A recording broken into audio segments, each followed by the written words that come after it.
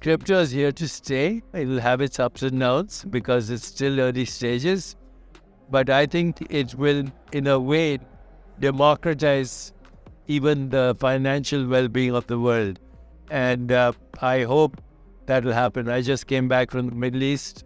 Crypto is very big in the Emirates, Dubai, in India. And people are, notwithstanding the challenges we're going through, they stand hanging in there. And they're going to see this through. And I personally am an early adopter. I always have been. I only ask myself 3 questions. Is it fun? Number 1. Am I hanging out with people who are fun to be with? And number 3, is it alleviating suffering? The crypto world, of course, is in crisis, having lost trillions of dollars. We're in the bear market.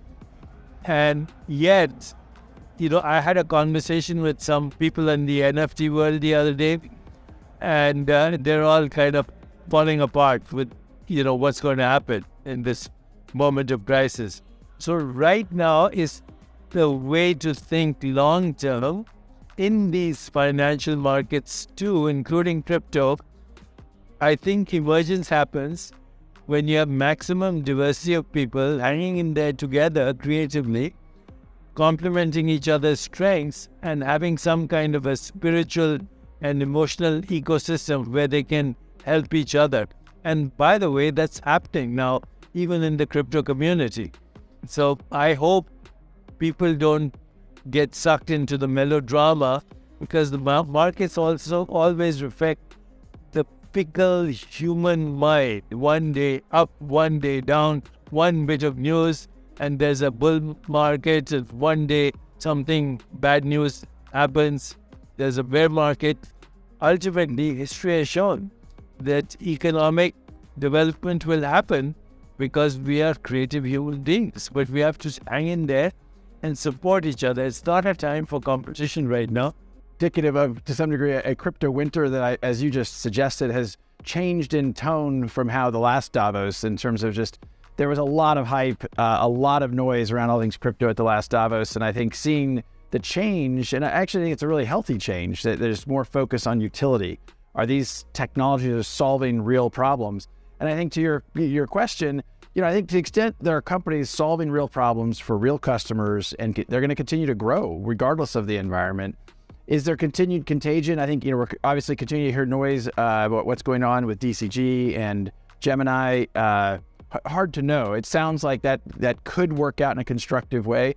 I think all of this has not been great for crypto at large. But again, if you just focus on companies that are solving real problems, certainly Ripple had a record 2022. We'd rather see crypto do well at large, but we had a great year, signed up more and more customers and more volume going through our payment rails. And in terms of your outlook for 2023, we've seen a bit of a bump for Bitcoin in the crypto markets. Are you expecting that to continue, or is it just a little bit of false hope? Well, I've tried to stay out of the short-term price prediction on all things Bitcoin, or crypto in general. I'm long-term very bullish, because I think these are technologies that can solve real problems at scale. And I think when you have kind of new emerging technologies, not dissimilar than, frankly, the internet and kind of the dot-com bubble, sometimes the hype gets ahead of the reality that comes into balance over time. But we shouldn't forget, it was really not that long ago, 21 years, Amazon during the dot-com bubble almost went out of business.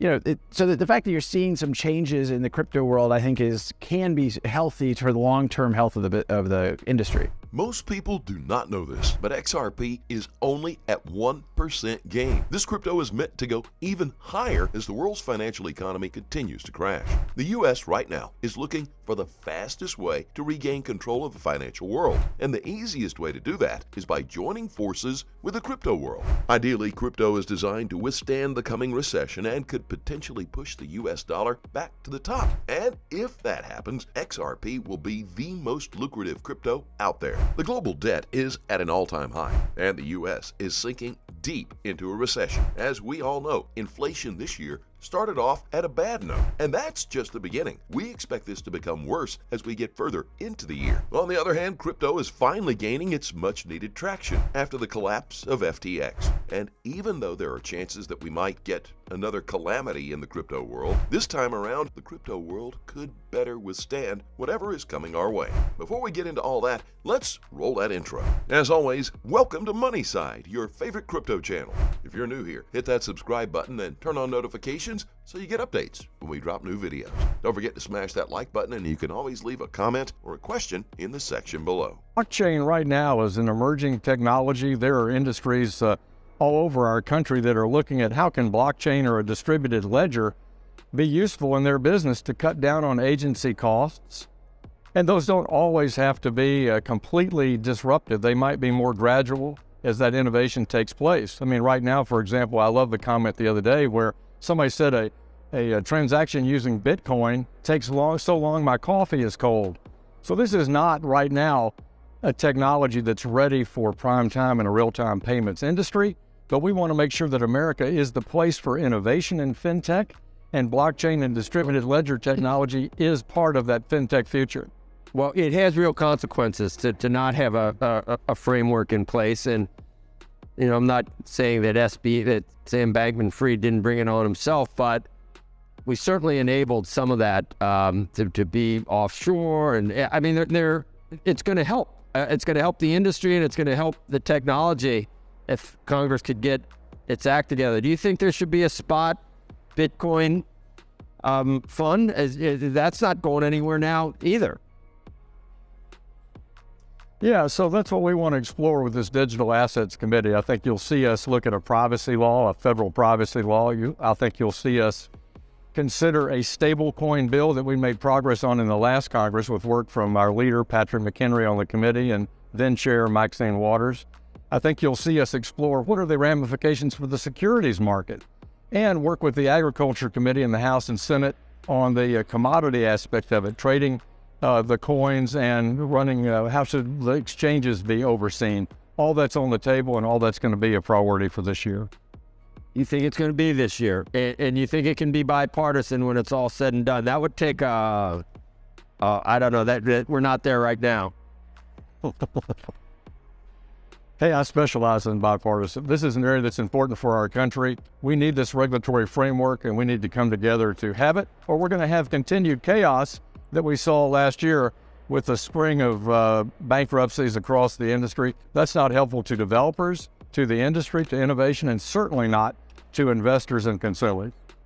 You can't really tell the SEC what to do, can you? I mean, that's going to be as long as Gary Gensler's there. Do you see any progress really being made?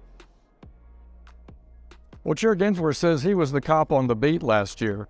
Gary Gensler also says that he's an expert in this area because he taught it in graduate school, blockchain and distributed ledger technology.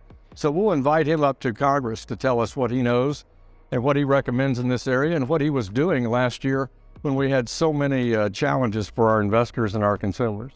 As much as Gary Gensler seems to know a lot in this area, he probably isn't the best person to regulate it. Despite what the mainstream media claims him to be, he was at the heart of SBF's popularity, and that's because they met regularly. More importantly, if he knew a lot about blockchain, why didn't he recognize the Ponzi scheme that SBF was running? His lack of due diligence is what led to the biggest collapse in the crypto world. And now we want him to regulate the whole market? I think not. March 2023 is right around the corner. That's the start of the Swift community's migration to ISO 20022 for cross-border payments and reporting. Whether you're adopting ISO 20022 from this date or not, it's important to understand the impact of this change on your business. Learn more about the steps you need to take before March to ensure that you're ready. And we're here to support you. All the information you need to get ready is on swift.com, or reach out to your Swift account manager. But most importantly, don't wait. Start today and get ready for ISO 20022 for CBPR+.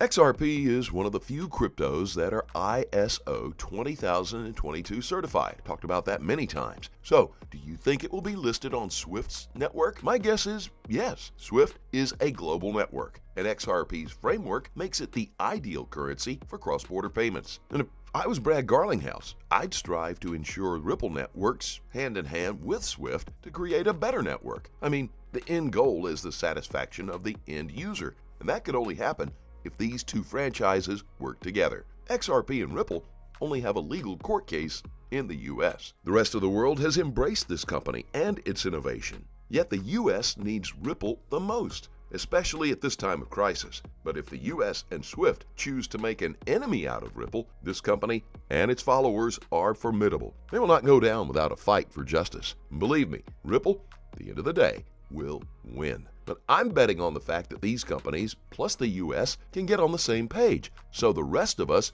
as a consumer, can enjoy the benefits. Let me know your thoughts down in the comment section below. As always, please do your own research. And always trade safely, guys.